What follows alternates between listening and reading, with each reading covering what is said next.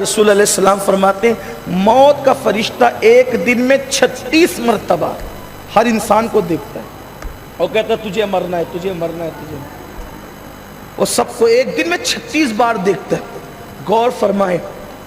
اور موت دن میں 260 مرتبہ ایک انسان کو پکار کے کہتی ہے دنیا کی محبت میں اللہ سے غافل ہونے والوں، ایک دن تمہیں موت کی لذت کو چکھنا ہے، ایک دن تمہیں موت کے مزے کو چکھنا ہے۔ 260 مرتبہ ایک دن میں موت پکار پکار کر کہتی ہے ایک دن تم کو موت کا مزہ چکھنا ہے۔ حیرت ہے، موت جس کو آنے والی ہے اس کو اس کی خبر نہیں، اس کو اس کی پرواہ نہیں، وہ تو طرح طرح کے گناہوں میں، نت نئے گناہوں میں، طرح طرح کی عیاشیوں میں، آوارگیوں میں ڈوبا ہوا ہے۔ اللہ اکبر، میرے اور آپ کی آقا غیب دا نبی مصطفیٰ جان رحمت صلی اللہ علیہ وآلہ وسلم فرماتے ہیں موت کا فرشتہ جب روح نکالنے کے لیے کہیں آتا ہے تو وہ فرشتے جنہوں نے عرش کو تھامے ہوا ہے، جب وہ موت کے فرشتے کو کسی کے گھر میں موت کے لیے آتا دیکھتے ہیں تو ان پر اللہ کا خوف ایسے طاری ہو جاتا ہے کہ وہ اس منظر کو دیکھ کر کے ان کا پورا وجود سمٹ جاتا ہے اور دبلا ہو جاتا ہے۔ کن کا؟ وہ فرشتوں کی روح نکالنے نہیں آیا،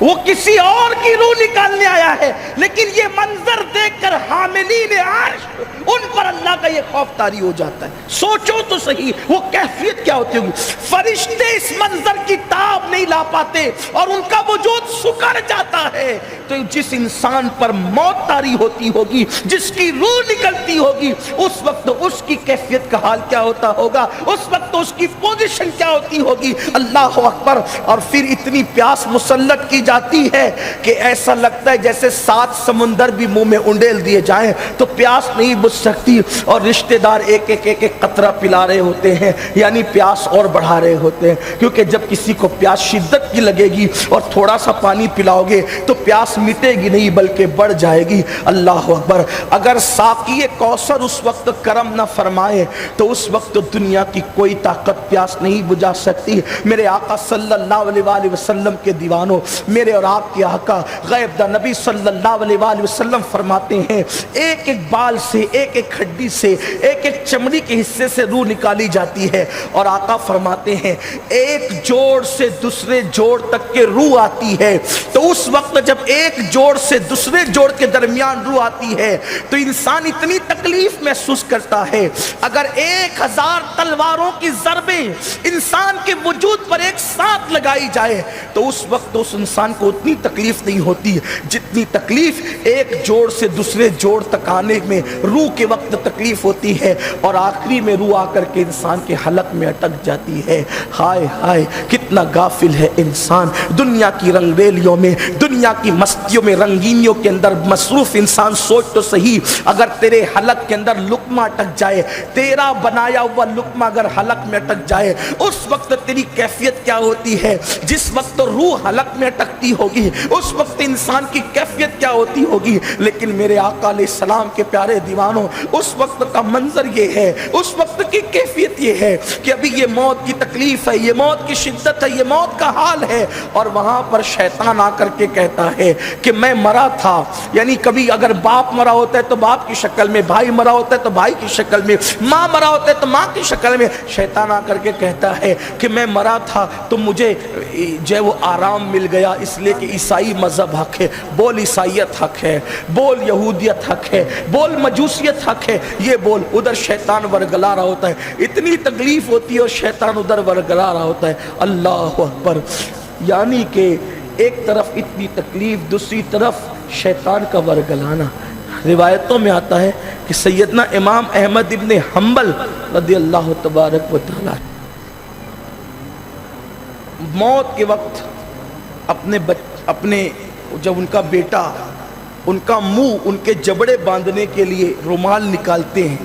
کہ میرے والد کے وصال کا وقت قریب ہے تو میں ذرا ان کا منہ باندھ دوں تاکہ منہ بند ہو جائے، تو ابھی ان کی تھوڑی سی زندگی باقی تھی، وہ ہاتھ سے اشارہ کہتے تھے ابھی نہیں، ابھی نہیں، ابھی نہیں، ابھی نہیں، ابھی نہیں۔ بیٹے نے کہا ابا یہ آپ ہاتھ کے اشارے سے کہتے ہیں ابھی نہیں، ابھی نہیں، ابھی نہیں، یہ کیا کہہ رہے ہیں آپ؟ احمد ابن حنبل کہتے ہیں تو بھی موت کے وقت مجھ سے سوال کر رہا ہے، اب میں جانے والا ہوں دنیا سے، اس وقت یہ کوئی سوال کرنے کا ٹائم ہے، لیکن چونکہ تو نے مجھ سے سوال کر لیا ہے تو سن۔ شیطان میرے سامنے کھڑے ہو کر کے مجھ سے کہتا ہے احمد ابن حنبل تو اپنا ایمان مجھ سے بچا کر دنیا سے لے جا رہا ہے، تو میں کہہ رہا ہوں ابھی نہیں، ابھی تو چند لمحات اور باقی ہے، جب تک روح نہ نکل جائے اس وقت تک میرے ایمان پہ خاتمے کی گارنٹی نہیں۔ یہ کن لوگوں کی بات ہو رہی ہے؟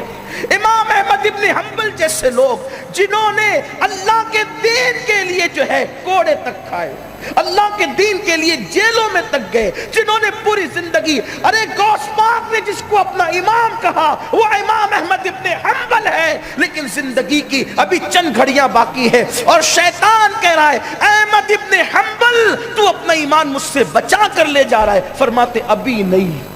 جب تک ایمان پر چلا نہ جاؤں اس وقت تک یہ نہیں کہہ سکتا کہ میں مومن دنیا سے گیا۔ یہ کیفیت ہے اللہ والوں کی، یہ صورتحال ہے۔ آپ مجھے بتائیں، نہ زندگی میں ہمارا عمل صحیح ہے، نہ ہمارے پاس تقوی ہے، نہ پرہیزگاری ہے، نہ نیکیاں ہیں، گناہ ہی گناہ ہے، اور اس پر طرفہ یہ کہ اب ہم کافر اور مشرکوں کے راستے پر چل پڑے، اور یہ موت کے وقت یہ بڑی دردناک چیز ہے۔ کسی کو موت کے وقت جتنی تکلیف ہو جائے کوئی پرابلم کی بات نہیں، اگر اس کا ایمان پر خاتمہ ہو جائے تو پھر اس کے لیے راحت ہی راحت ہے، لیکن اللہ اکبر، اللہ اکبر، جو ایمان پر دنیا سے گئے وہ کامیاب ہو گئے، جو ایمان پہ، کیونکہ مومن کو موت کے وقت تکلیف ہونا اس کے گناہوں کا کفارہ بن جاتا ہے، اس کی مغفرت کا ذریعہ بن جاتا ہے، لیکن سنو اس موت کی تکلیف کے وقت ایمان سلامت رکھ رہے، ایمان بچا رہے، ایمان محفوظ رہے، یہ سب کے بس کی بات نہیں ہے۔ اگر قدرت کا کرم نہ ہو تو پھر ایمان سلامت رہے اس کی کوئی گارنٹی نہیں۔ قدرت کا کرم ہے تو ایمان سلامت ہے، اور قدرت کا کرم شامل حال نہیں ہے تو اللہ اکبر۔ جانتے ہیں اللہ، امام غزالی رحمت اللہ علیہ نے لکھا ہے کہ ایک ایسے محدث جنہوں نے کم و بیش اپنی زندگی کے 50 سال حدیث کا درس دیتے ہوئے گزارا، جب موت آئی تو مرتے وقت ان کا ایمان چھین لیا گیا۔ سوچئے ذرا، ایک بہت بڑے محدث تھے،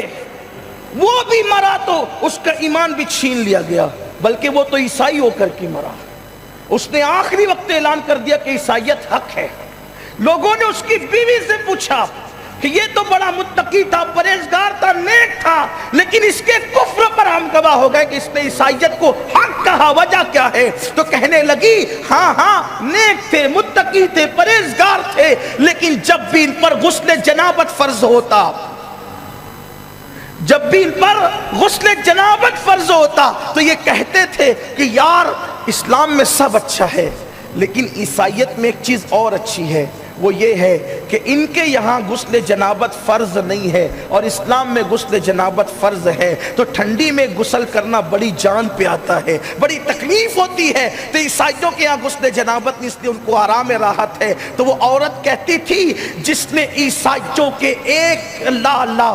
قانون کی گویا کہ تعریف کی تھی اور اسلام پر اس کو پسند کیا تھا، یہ ایک گندگی کی وجہ سے جب یہ مرا تو کافر ہو کر کے مرا۔